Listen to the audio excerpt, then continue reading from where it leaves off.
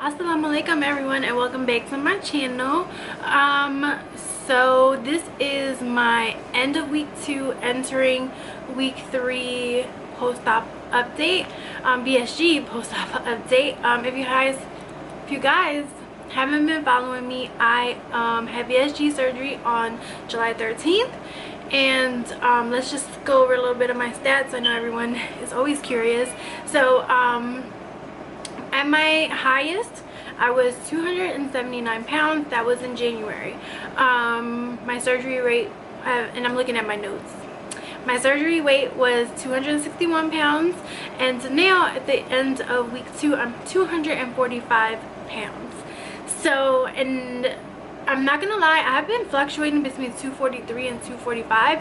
I don't know if it's my scale or if I'm retaining water, I feel like. But you know, that's just a little bit of an update on that. But I'm fine with that. I saw the numbers go back down rather than go up, so I'm okay with that. I was a little discouraged the first day I saw like a 2-pound gain, but then I saw it go back down, go back up. So I'm adding a few things into my diet, not a lot, and we'll get into it. So that could be the reason. I'm trying to use natural sunlight, so it's going in and out. Bear with me until I get my lights. But yeah, it's a little bit of an update. So while going into week 3, and I have my my bariatric kind of guidebook with me just to tell you, because I know my plan is a lot different than a lot of people's plans, so don't chop my head off, because some people are like, I couldn't have that, but I don't know, my surgeon's different. So basically, going into week 3, I can have everything that I can have the first 2 weeks. The only thing they're adding is they're adding some soft cooked vegetables. I don't think that was in my week 2 plan. So yes, soft. They actually added starches, which I really plan to stay away from, but they did add starches like cooked or refined cereal, rice, pasta, toast, or crackers. So I mean, I may dabble in some like wheat crackers to go with like chicken salad or something like that, but I don't know, I did think that was different. Fruits, unsweetened, cooked or canned fruit without seeds or skin in their own juice, no syrup. Berries, citrus fruits without the membranes. Meats, proteins, and protein substitutes, so 93% or leaner ground lean meat. You can make meatloaf, meatballs, hamburgers, casseroles, because I guess you really have to like mush up the meat for that. Fish, seafood, or poultry, cooked soft and moist, cut into small pieces. Eggs, tofu, kidney beans, lentils, creamy peanut butter. Milk and cheese, fat-free 1% milk, sugar-free low-fat yogurt, low-fat cottage cheese or non-fat cheese, and then the same sugar-free gelatin, popsicles, frozen yogurt, sugar-free everything. So that's my week 3 and week 4 plan. So what, and I'm not gonna lie, I haven't been using this book because I had like I kind of like just a single piece of paper that my nutritionist gave me prior to my surgery. It had my week 1 and 2. So this is like the first week I cracked this open, and I'm mad that I didn't do it before, because they even give you let me see if it'll focus, they give you a kind of menu for the day, which has actually been a bit helpful. So let me just run down. So they say, for example, first thing in the morning, drink an 8-ounce water with lemon. Water and liquids I'm still slowly intaking, because it still makes me gag, it still makes me nauseous if I drink too much too fast. So that's that. And this can give you an example of what I've been going through, etc. So 8 a.m. scrambled egg with 1 ounce low-fat cheese. I tried eggs, y'all. If you follow me on Instagram, you know I tried eggs, and they did not agree with me, which is sad because I love eggs. So that's that. I'm gonna try it again. I only tried it once last week. I'll try it again this week, see what happens. 2 to 3 tablespoons of tuna with low-fat mayonnaise, noon for lunch. They also say in between have some 8 ounces of sugar-free Kool-Aid, some milk, which just seems like a lot of liquids to me, but that's me. They say have your calcium, which I haven't picked up yet. Some Powerade Zero, which Powerade Zero is good. I did pick some up for the first time the other day, and I did pick up some G2, which I think has been the cause to my water intake, because there's there's quite a bit of sodium in G2, and I haven't really had sodium since having the surgery, so I think I had some water retention, and that's why my weight's been a little crazy. Then for dinner, 2 to 4 tablespoons of chicken or turkey, very tender and moist. Try using the crock pot. 2 tablespoons of soft cooked broccoli, a peach half. Okay, so chicken. I tried chicken. I made some baked chicken. I took a piece this big. It was actually the little drumettes. So I took the skin off, took the meat off, and I blended the meat, you know, not like a puree, but just like it looked like sand. And I just, not that it was too thick, I actually didn't like the taste of it. And it's like one of my favorite recipes. It's like a jerk baked chicken that I make. It's like a healthy version that me and my fiance love, and I didn't like it. And chicken, I haven't been wanting chicken, so the protein that I've been sticking to, or that I've tried, and this was just 2 days ago, is shrimp. And then I did have a little bit of snow crab leg. I was only able to eat 1 snow crab leg, and that was it, because I did eat first, which I know you're not supposed to, but I did eat broccoli first. I was able to eat like a half a head of broccoli, and then not like a full, you know, like a half a stalk. I don't know the verbiage, but like, you know, a piece of broccoli. I was able to eat like half of it, and I was full. So then I started pacing myself because I did eat it kind of fast.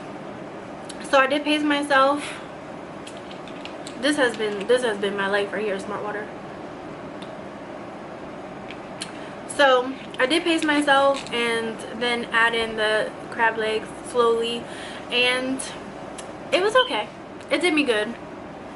But I don't want to only eat seafood, like that is expensive. But then they say 7 p.m. some Crystal Light, iron supplement if you take it. Then another 8-ounce water with lemon, 1/4 cup of low-fat cottage cheese, 1/4 cup of unsweetened applesauce with a sprinkle of cinnamon, and then 8 ounces water at like 10. So I have been having 2 tablespoons of applesauce before bed, because you know we have those tummy issues, and that's been helpful. I don't really do cottage cheese. I'm trying to think of some other kind of a snack thing to have, but honestly I haven't been hungry, and and that feeling of having to force yourself to eat is a little different. Like this morning I woke up a little shaky. If you follow me on Instagram, I kind of went over the story. I woke up a little bit shaky, and then I thought about it, and I said, you know what, I didn't eat yesterday. I made some pasta for my fiance, and I put turkey kielbasi in it, and I had like a little chunk just to kind of actually taste it and make sure his food was good, and then that's all I ate the whole day. It's so bad. And honestly I haven't been getting my protein. I have to find an alternative, because the Premier protein that everyone raves about, I want to set it on fire. I cannot get it down. And I know every protein has an aftertaste, but this, like everyone said, is the best. So if that's the best and I cannot take it down, what the hell? So this is getting old now. Well, few hours old, but I did make me a protein decaf coffee, which was good when it was cold, like freezing cold. So what I did was I took a container of protein, Premier protein, the vanilla.